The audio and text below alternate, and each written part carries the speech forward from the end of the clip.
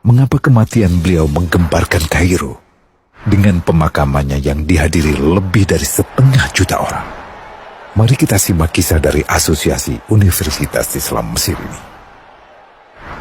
Al-Kisah dari kampung kecil bernama Tafana al-Ashraf, distrik Mitghamir, provinsi Dakohliyah, Mesir.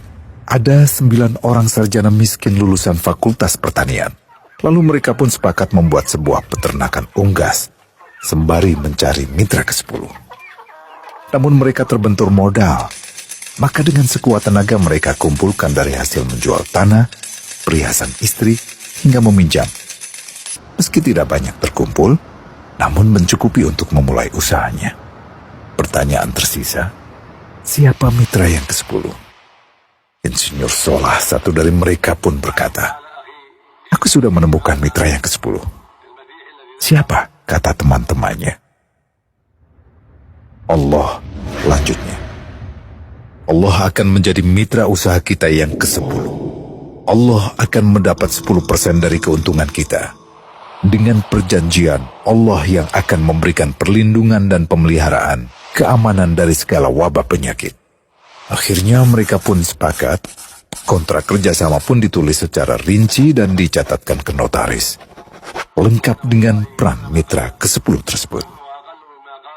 Tak disangka, setelah 1 musim bisnis mereka langsung meroket, jauh dari yang dibayangkan sebelumnya. Lalu mereka pun kembali bersepakat menambah jatah keuntungan mitra ke-10 menjadi 20% di musim kedua, dan begitu seterusnya hingga mencapai 50%. Lalu bagaimana keuntungan mitra ke-10 itu dialokasikan? Dimulai dengan membangun sekolah dasar Islam putra, lalu lanjut putri, kemudian sekolah menengah putra, kemudian putri. Tambah lagi madrasah aliyah putra, lalu putri. Tapi karena keuntungan terus membanjir, akhirnya dibentuklah Baitul Mal. Dan mereka pun mengajukan ke pemerintah untuk membangun universitas di kampung. Awalnya ditolak dengan alasan tiadanya akses bagi para mahasiswa. Tak berapa lama mereka pun mengajukan pembangunan universitas lengkap dengan stasiun kereta beserta jalurnya dengan biaya mandiri. Akhirnya permintaan ini disetujui. Dan pertama dalam sejarah Mesir, berdirilah sebuah universitas di perkampungan kecil. Semakin berkembang, dibangun pula fakultas kedua, ketiga, keempat hingga asrama putri dengan kapasitas 600 kamar. Lalu asrama putra dengan 1.000 kamar. Tiket kereta api pun digratiskan untuk memudahkan transportasi menuju kampung tersebut.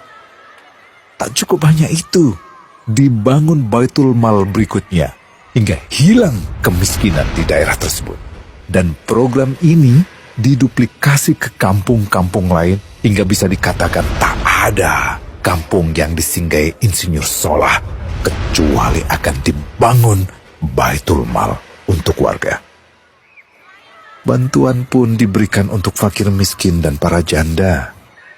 Pemuda pengangguran pun dilatih untuk mengelola perkebunan sayur hingga mandiri, bahkan sampai bisa mengekspor ke negara tetangga. Pada saat panen raya, seluruh penduduk dikirimi paket sayur. Di hari pertama Ramadan diadakan buka puasa bersama untuk seluruh penduduk desa. Mereka memasak dan hadir ke lapangan yang dipenuhi beraneka makanan. Disiapkan juga perabotan untuk gadis-gadis yatim yang ingin menikah. Dan ini semua merupakan sedikit dari banyaknya kebaikan yang dilakukan oleh Insinyur Solah. Hingga pada akhirnya disepakatilah keuntungan perusahaan 100% untuk Allah. Insinyur Solah yang awalnya adalah salah satu mitra usaha berubah menjadi karyawan Allah. Dia hanya menerima gaji, namun dia memberikan Tuhannya syarat agar membuatnya hanya butuh kepadanya dan hanya meminta kepadanya.